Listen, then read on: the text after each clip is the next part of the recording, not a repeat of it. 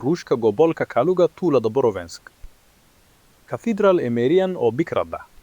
Dhismaha lebanku wuxuu ka kooban yahay mug weyn oo ka hooseeya kubbad.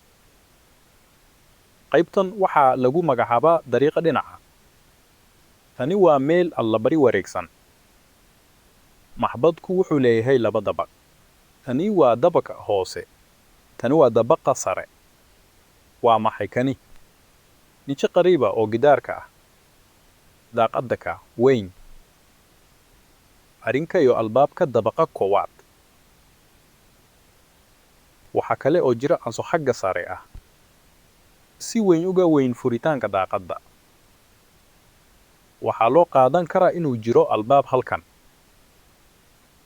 Aynu ka eegno dhinac kale ee macbudka.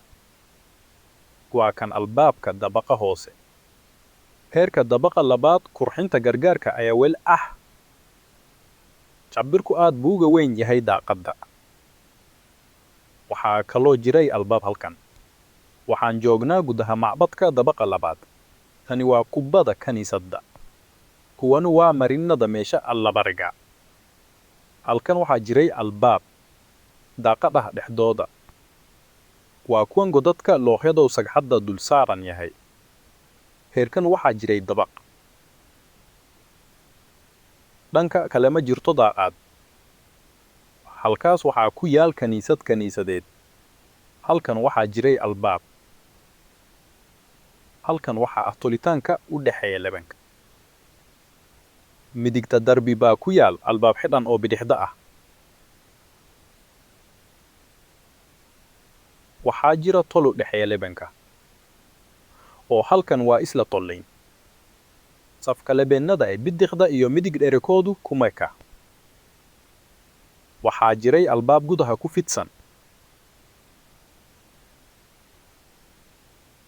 Marka laga soo bilaabo dibadda, qaansada ma aha mid aad u ballaaran. Aynu barbar dhigno gidaarka ka soo horjeeda. Tani waa xadka marinka la xiray. Tolitaanka u dhaxeeya lebenada ayaa si cad u muuqda.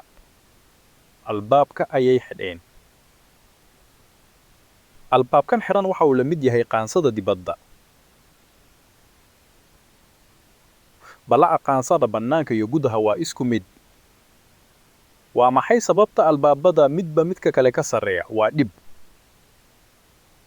Macadda halka ay ahaan jirtay jaranjarada. Jaranjarada dabaqa labaad waxay xanibaysaa albaabka laga soo galo dabaqa koowaad. Waa maxay sababta albaabada loo sameeyo oo ka dibna leben loo sameeyo?